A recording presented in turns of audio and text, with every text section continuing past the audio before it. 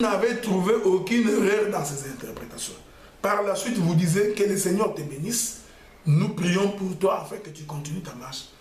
N'est-ce pas là une forme? N'est-ce pas là l'imposition des mains et la main d'association? Mais vouloir faire retourner tout le monde à un endroit précis. C'est ça toute la difficulté, frère. Donc c'est ça où nous disons, ça c'est très mal comprendre l'imposition des mains et la main d'association. Nous comprenons, c'est ça le problème, les motivations. Nous comprenons qu'est-ce qui anime certains.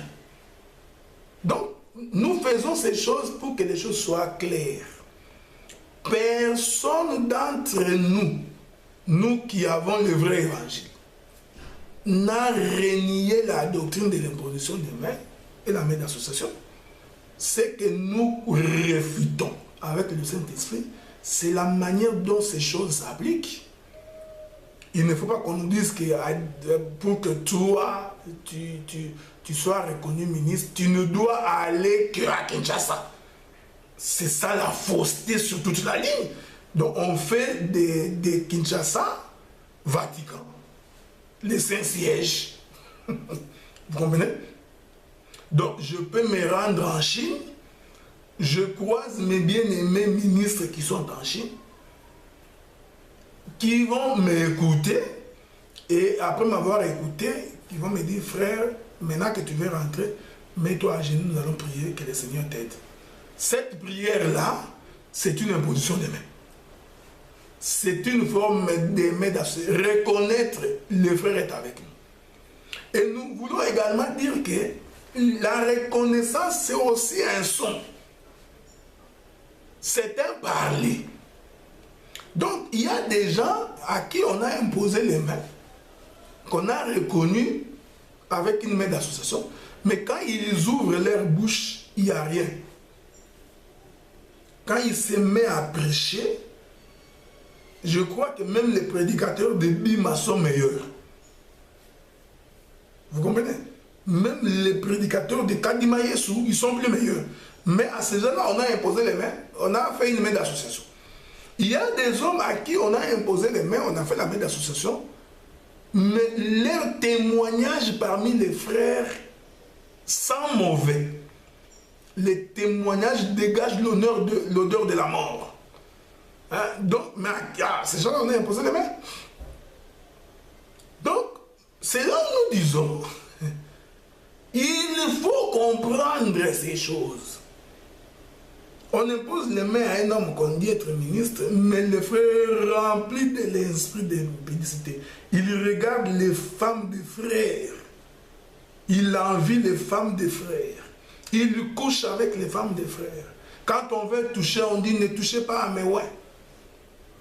Non, ne touchez pas au ministre. Non, un enfant de Dieu, vous savez, j'ai le ministère. Vous voyez? Oh non, quand bien même que Salomon a couché avec les prostituées, la sagesse n'avait pas quitté Salomon. Ça, c'est mal comprendre l'écriture. C'est pourquoi nous avons dit, frère, on vous laisse les manteaux. Prenez les manteaux parce que vous voulez vous battre pour les manteaux. Nous ne nous battons pas pour les manteaux. Relisons les Écritures. Il y a Salomon. C'est là où nous avons dit, frère. Quand on n'a pas l'intelligence, on ne peut pas expliquer ces choses. Vous allez comprendre que Salomon s'est détourné vers les femmes étrangères. C'était au temps de sa vieillesse. Tout le temps que Salomon était jeune, Salomon était attaché à la vie de Dieu. Il était attaché au principe de Dieu. Quand est-ce que Salomon a eu le cœur détourné vers les prostituées, vers les étrangères? La Bible dit que c'était au temps de sa vieillesse, quand il tendait vers sa mort. Or, vous allez comprendre que Salomon dégage deux temps. Le temps du matin et le temps du soir. Car la vieillesse, c'est le coucher du soleil. C'est le soir. Voilà pourquoi la Bible dit, Isaac étant devenu vieux, donc il s'approchait de sa mort. La vieillesse de Salomon explique le coucher du soleil. Mais sa jeunesse explique le matin. le temps de sa jeunesse. Dans un autre langage, vous comprenez que la jeunesse, c'est la loi, c'est le temps de la loi. La vieillesse, c'est le temps de la grâce. Ce sont là les deux moments d'un jour, le lever et le coucher du soleil. Donc, le lever du soleil, c'est le temps de la loi. Le coucher du soleil, c'est le temps de la grâce. Or, remarquez que Salomon se livre à des dieux étrangers et à des femmes étrangères, se prostitue à ces femmes-là, c'était au temps de sa vieillesse. Cela expliquait la mort du Seigneur.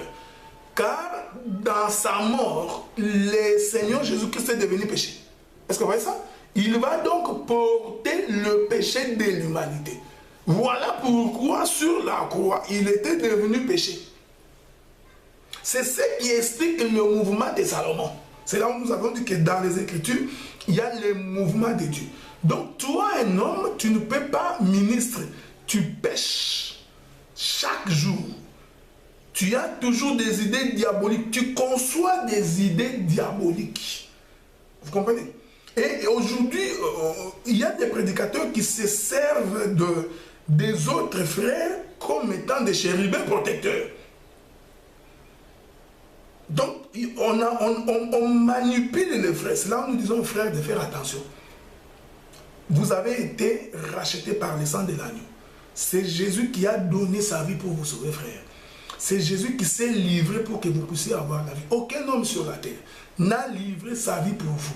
Aucun homme sur la terre ne peut se soucier de vous plus que le Seigneur. Comprenez que c'est aux yeux du Seigneur que vous avez du prix. Faites donc honneur à ce Dieu qui vous a racheté, en vous comportant digne de l'évangile. C'est là où nous avons dit aux frères de ne jamais nous défendre, même quand on nous insulte. Hein, frère, ne nous défendez pas. Ne devenez pas nos acolytes. Nous n'avons pas besoin de chérubins protecteurs. C'est lui qui nous protège et qui combat pour nous, c'est le Seigneur. La Bible dit qu'on parle mal de vous. Ce n'est pas un problème. Tant qu'on ne vous trouve pas dedans, le Seigneur vous justifiera. Vous comprenez? Donc, mais aujourd'hui, quelqu'un veut se justifier en prenant des chérubins protecteurs. Il envoie des chérubins protecteurs qui viennent balancer l'épée. Est-ce que vous comprenez cette chose? Donc, c'est là où nous comprenons que si quelqu'un vient nous dire que non, tu vois mon péché, c'est un péché royal. C'est comme le péché de Salomon. Quand bien même que Salomon couchait avec les femmes, mais la sagesse n'a pas quitté la bouche de Salomon. Nous disons c'est faux, c'est très mal comprendre l'écriture. Oui, frère, on vous a laissé le manteau. C'est ça l'évangile vrai. Car Salomon était une ombre du Seigneur Jésus-Christ. Voilà pourquoi Salomon épousait et les Juifs et les étrangères. Il représentait Christ qui épouse deux femmes. C'est la loi et la grâce. Car le matin est une femme, le soir est une femme. Les deux sont des femmes dans un jour. Voilà pourquoi Genèse nous dit, il y eut un soir et il y eut un matin, c'est fit le jour. Or Jésus vient dire, pendant qu'il est encore jour, laissez-moi faire les œuvres de mon Père. Il était donc le jour. Le jour du Seigneur, c'est un homme. Or, le jour est caractérisé par deux pôles, le matin et le soir. Et nous disons que matin et soir, c'est deux peuples. C'est deux femmes dans un corps. Voilà pourquoi Paul dit des deux, il n'en a fait qu'un. Hein? Du peuple du matin et du peuple du soir, le Seigneur les a ramenés dans un jour pour qu'ils ne fassent qu'un. Est-ce que vous comprenez ce que nous disons? C'est là où nous sommes en train de vous amener. Pour que vous compreniez que si quelqu'un évoque Salomon pour expliquer son comportement indigne, comprenez qu'il n'a pas saisi l'écriture. De la même manière que personne ne peut évoquer David ou un roi quelconque. Car ces choses cachent un mystère. Et c'est ce mystère-là que nous sommes en train de vouloir expliquer ici pour que les bien-aimés comprennent. Vous comprenez? Et là, nous vous amenons pour que vous compreniez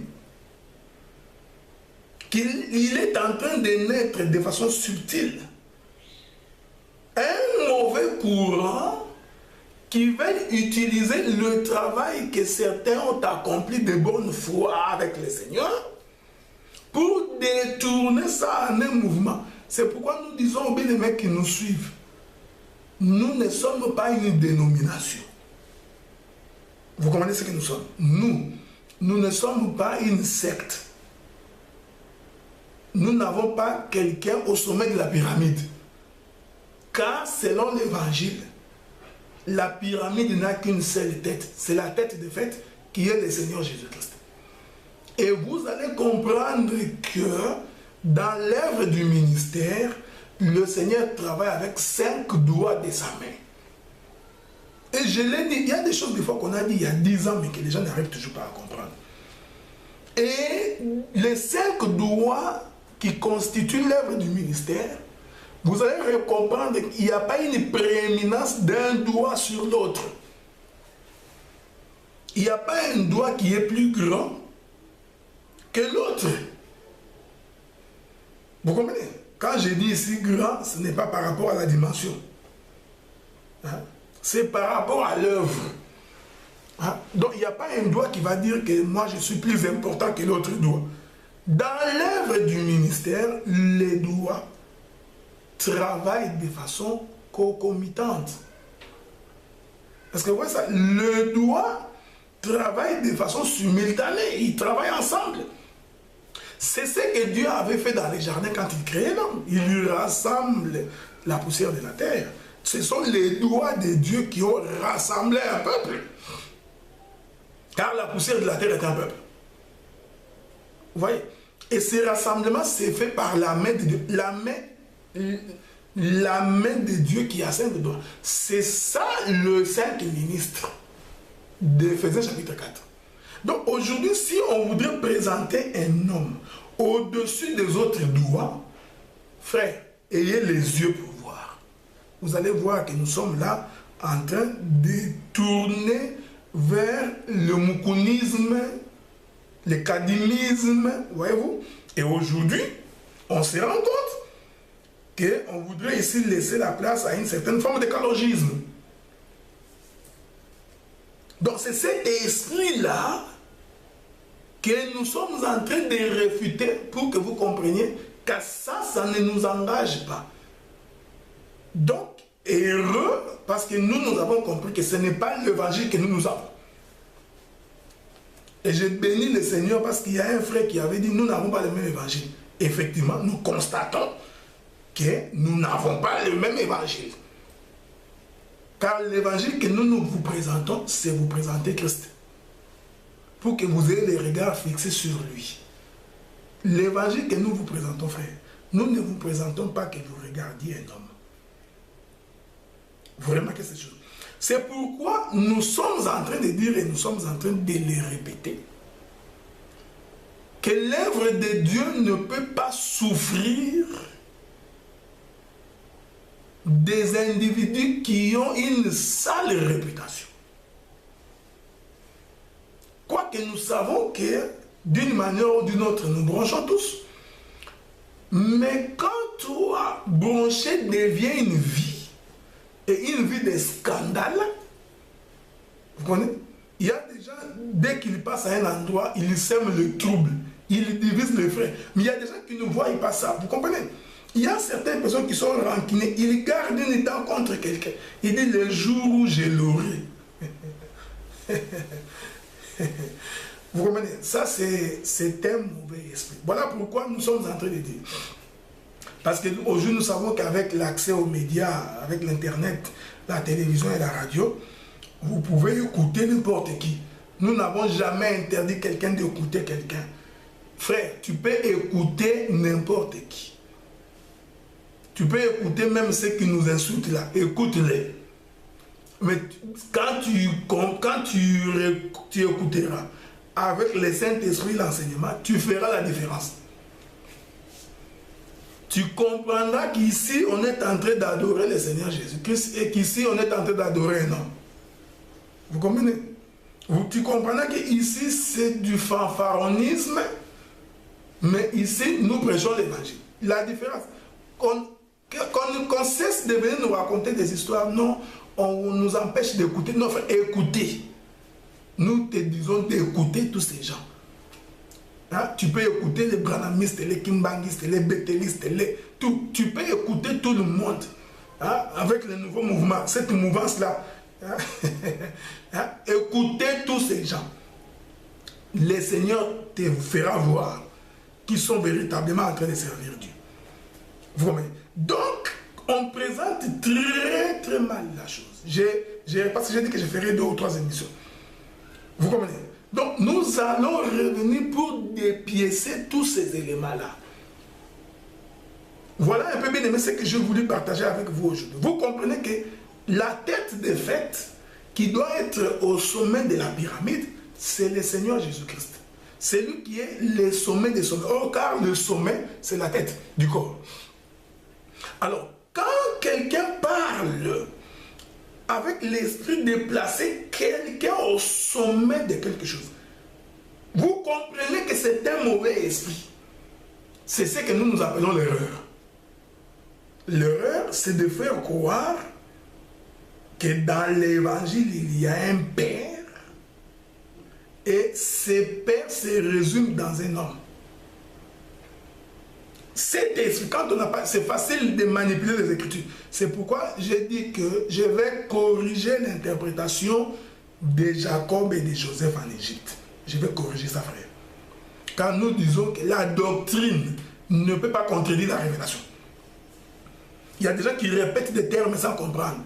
Quand Paul dit que nous prêcherons par révélation, par doctrine et par prophétie, on veut nous faire croire que la prophétie peut dire autre chose, la doctrine va dire autre chose. Nous disons non. Et la doctrine et la révélation, les deux parlent de Jésus. Donc, et Pierre nous interdit, je vais vous lire cette écriture-là, j'aime bien ça. Allons lire une écriture de Pierre. Allons lire une écriture de Pierre. C'est Pierre qui nous dit ça. Je vais vous trouver cette écriture-là, parce que c'est important. Écoutez ce que Pierre nous dit. Parce que Pierre nous interdit de faire de la prophétie l'objet d'une interprétation particulière. Bon, je vais vous trouver cette écriture-là, et ça va nous permettre de pouvoir avancer. Hein? Vous comprenez ce que nous disons? Donc, les bien-aimés Pierre, il dit, parce qu'aujourd'hui, les gens sont en train de prendre les versets des Écritures pour les appliquer sur des individus. Et c'est là où ça commence à nous inquiéter. Ça commence vraiment à nous inquiéter.